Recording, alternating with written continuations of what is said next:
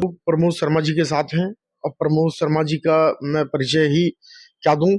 शर्मा जी का परिचय ये है कि ये धर्म के लिए इन्होंने अपना पूरा जीवन लगा दिया है। तो शर्मा जी, आपका स्वागत है। बहुत बहुत धन्यवाद प्रदीप भाई जी। मैं अपनी तरफ से, अपने परिवार की तरफ से आपके न्यूज़ चैनल को बहुत बहुत बधाई, बहुत बहुत धन्यवाद, आपका आभार व्यक्त करता हूं कि आपने मुझ जैसे छोटे से इंसान को किसी लायक समझा और आप मेरे यहाँ आई मेरे इंटरव्यू लेने के लिए। इसके जी बहुत बहुत धन्यवाद जी। जी। मैं ये कह रहा था शर्मा जी, आपने अपना पूरा जीवन धर्म के लिए दिया है। धर्म रक्षक हैं आप, धर्म प्रचारक हैं। तो इसका मायने क्या है? क्या आप चाह रहे हैं, यानी क्या आप हमारे दर्शक आपसे जानना चाहते हैं कि आपका मिशन क्या है, आपकी विचारधारा क्या है? नहीं प्रदीप भाई, मिशन विचारधारा सिर्फ ये है कि धर्म का प्रचार करना। हिंदू धर्म धर्म सनातन धर्म का। सनातन धर्म नेचुरली देखो, सनातन सनातन ही नहीं, हम सनातन धर्म का ही प्रचार करेंगे। जी ठीक है, सनातन धर्म का ज्यादा से ज्यादा प्रचार करना, लोगों को जागरूक करना, लोगों को अवेयर करना कि धर्म क्या है। ठीक है, धर्म, क्योंकि धर्म से ही ये मान के चलिएगा आज के टाइम में जो पीढ़ी है, कहीं ना कहीं वो राष्ट्र को पहले लेके चलती है, धर्म को पीछे लेके चलती है। तो इस मेंटेलिटी को लोगों के दिमाग से निकालना है कि धर्म आपके लिए पहले है, राष्ट्र आपके लिए सेकेंडरी है।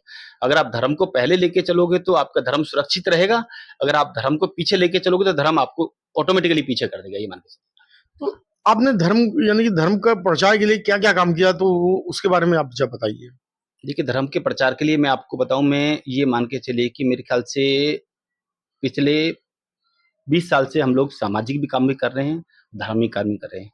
2010-2011 में हमने एक सर्वदलीय गोरक्षा मंच है, हमने उस मंच के माध्यम से पूरे देश में गौ माताओं को बचाने के लिए एक जागरूकता, एक साहित्यिक मंच हमने बनाया। 7 नवंबर 2014 को दुनिया की एक पहली गौ मैराथन जंतर मंतर पे गौ माता के लिए एक गौ मैराथन की, जो दुनिया में एक पहली गौ माता के लिए करीब करीब 5000 लोग वहां पे गौ माता के लिए दौड़े। ये हमारा एक सर्वदलीय गोरक्षा मंच और हमारे प्रखंड साहित्य मंच के माध्यम से हमने इस कार्यक्रम को आयोजन किया और बहुत ही बड़े लेवल पे, इंटरनेशनल लेवल पे इसको लोगों ने सराहा किया कि हाँ, गौ माता के लिए एक बहुत बड़ा काम किया गया है। अच्छा, मैं ये देख रहा हूँ कि आमतौर पे जो हिंदू धर्म का काम कर रहे हैं, हिंदू धर्म का प्रचार कर रहे हैं, इस धर्म को बचाने के लिए कर रहे हैं, तो हिंदू समाज का एक तबका उनको पागल बोलता है। उनको कहता है, यार ये बेमतलब का काम कर रहे हैं, हम तो एक हैं, खून एक है। क्योंकि फिल्मों का वो डायलॉग, हिंदी फिल्मों का डायलॉग सुन लिए ना, कि जब खून निकलता है तो हिंदू का भी एक, मुसलमान का भी एक। नई विचारधारा ले आए हैं, इंसान एक होता है, जब पैदा होता है तब एक होता है। तो इससे, इसके बारे में क्या कहना चाहते हो आप? ये देखिएगा, इसमें तो कोई डाउट नहीं है। देखो, भगवान ने सबको इंसान ही बनाया है, ठीक है, सबको एक ही इंसान बनाया है, ठीक है। खून भी सबका वही है, हाथ पैर भी सबकी बनावट भी वही है, बस काला गोरा जो भी है थोड़ा बहुत चेंज होता है, ठीक है ना। लेकिन जो भी यहाँ चेंज किया जाता है वो इंसान ही चेंज किया है, ठीक है ना। आप धर्म की बात करते हो, नेचुरली भगवान ने धर्म के लिए नहीं भेजा आपने, ठीक है, धर्म तो यहाँ पे क्रिएट किया गया है।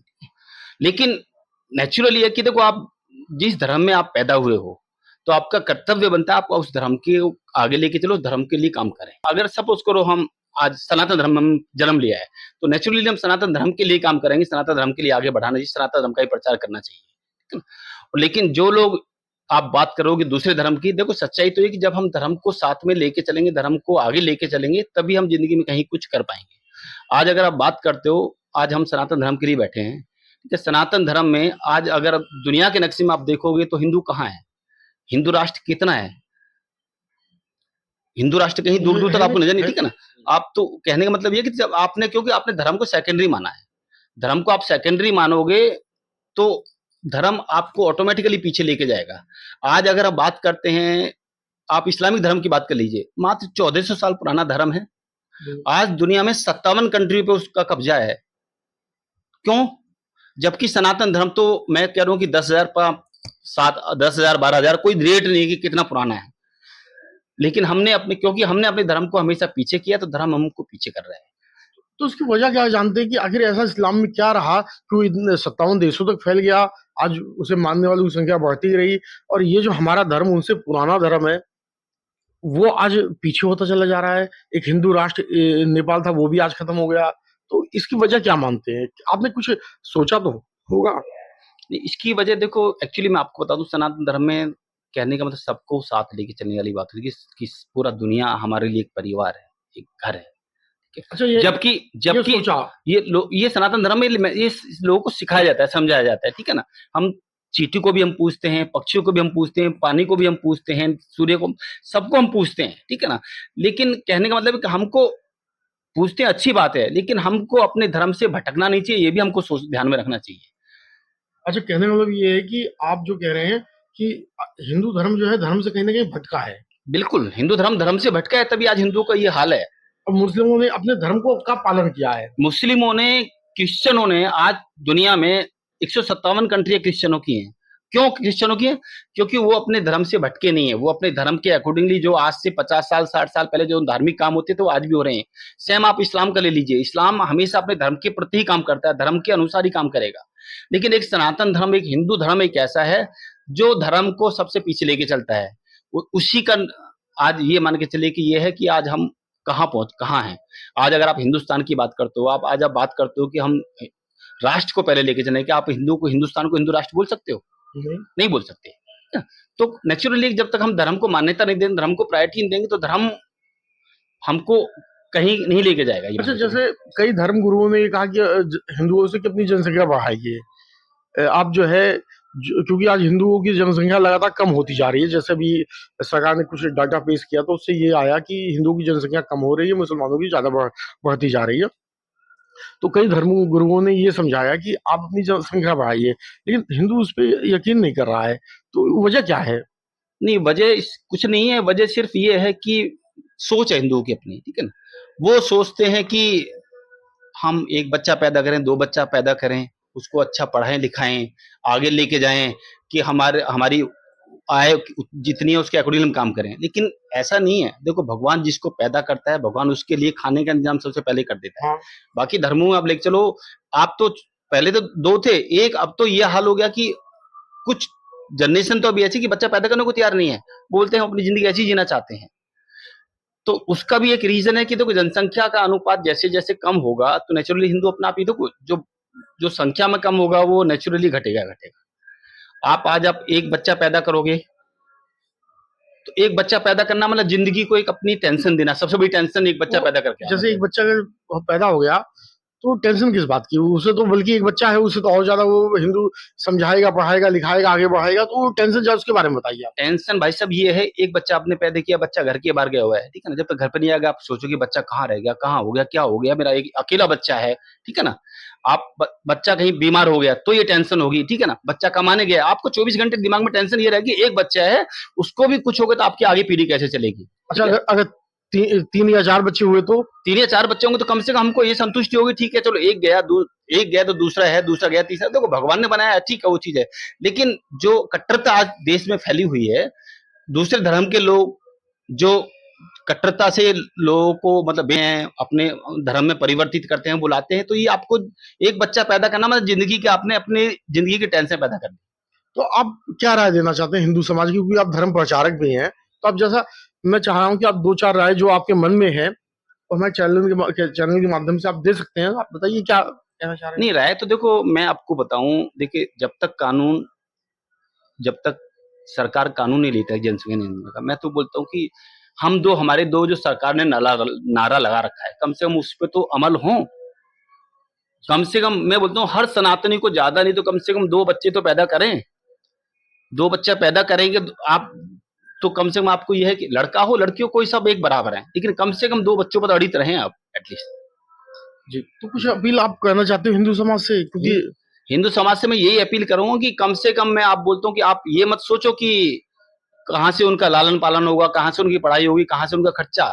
जो भगवान जिसने पैदा किया है वो उसका खाने का रहने का सब इंतजाम पहले कर देता है। और ये मान के चलो, देखो लायक होगा बच्चा तो चाहे 1 हो चाहे 10 हो वो अपना आप कर लेंगे, और नालायक होगा चाहे आप उसको कितनी भी प्रॉपर्टी बना देना वो सबको खत्म कर देगा। अच्छा, मैं ये जानना चाह रहा था, जो आपने ये सब अभी बातें कही, इसमें एक चीज ये निकल के आ रहा है कि आज एक हिंदू समाज में भी एक कट्टरता आ रही है। क्योंकि पहले लोग इतना खुल के बोलते नहीं थे, लेकिन जब आप, क्योंकि आप पढ़े लिखे हैं, विद्वान हैं, लेकिन आप भी खुल के बोल रहे हैं। नहीं तो पहले अधिकतर जो कट्टरता थी वो मुस्लिमों में थी। तो ये जो हिंदू समाज में जो कट्टरता आ रही है, तो इसका आप श्रेय किसे देना चाहते हो? क्योंकि ये कट्टरता लोगों के लिए बहुत जरूरी भी हो गई थी।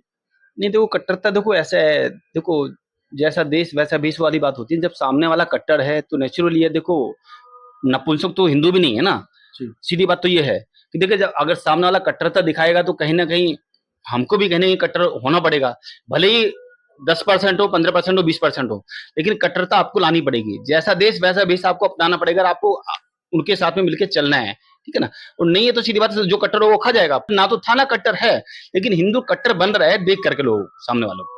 अगर सामने वाला लचीला होगा तो हिंदू भी लचीला बिल्कुल लचीला होगा। अरे हिंदू तो लचीला है। अरे हिंदू लचीला नहीं होता तो आज सनातन धर्म का ये हाल नहीं होता जो है। आज दुनिया के नक्शे में सनातन हिंदू कहाँ है बताओ मेरे को। आप अगर बात करते हो तो दुनिया के नक्शे में तो हिंदू राष्ट्र किसको बोल सकते हो आप? एक नेपाल को भी नहीं बोल सकते आप, हिंदुस्तान को हिंदू राष्ट्र बोल सकते हो क्या? नहीं बोल सकते। आज के टाइम में आप अगर बात करते हो दुनिया की तो 156 कंट्रियां क्रिश्चियंस की हैं, 57 कंट्रियां इस्लामिक है, जो 1400 साल पहले का धर्म है वो 57 कंट्रियों पर कब्जा करके बैठा है। अगर हिंदू कट्टर नहीं था, उसी का तो रिजल्ट है ये। जी, तो आप कुछ हिंदू समाज से कोई अपील करना चाहते हैं, क्योंकि हमारा जो है इंटरव्यू आखिरी मुकाम पे है, तो कोई अपील आप करना चाहते हैं? हिंदू समाज से मैं यही अपील करूंगा कि सभी लोग अपने धर्म को आगे लेके चलें, धर्म के साथ चलें। और देखिए धर्म का जो भी प्रचार कर रहा है, मैं बोलता हूं कि आप कम से कम अगर प्रचार नहीं कर सकते तो किसी की टांग खिंचाई ना करें। आप किसी का हाथ नहीं पकड़ते तो टांग ना खींचें। कम से कम जो धर्म के लिए काम कर रहा है उसको काम करने दें। और आप जो भी आपसे सहयोग बनता है धर्म के लिए, मैं बोलता हूँ कि हर आदमी के अंदर कुछ ना कुछ काबिलियत होती है, और अपने धर्म के लिए, अपने समाज के लिए जो आपसे बने आपको काम करना चाहिए।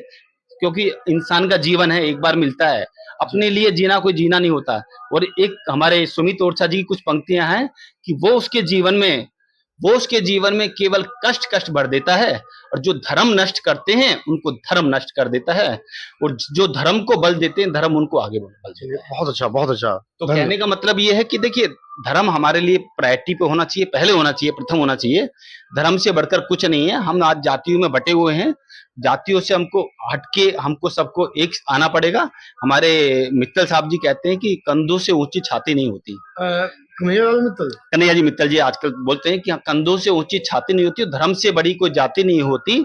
और दीपक ही नहीं बचेगा तो बाती का क्या करोगे, जब धर्म ही नहीं बचेगा तो जातियों का क्या करोगे। तो मैं हिंदू धर्म से सबसे यही अपील करूंगा कि हम सब हिंदू हैं, एक हैं, हम सब धर्म के लिए एक रहें। एक रहेंगे तो हम समझ लो कि नेक रहेंगे, और नहीं तो जो कहते हैं कि बटोगे तो कटोगे, इसमें कोई डाउट नहीं है किसी भी तरह का।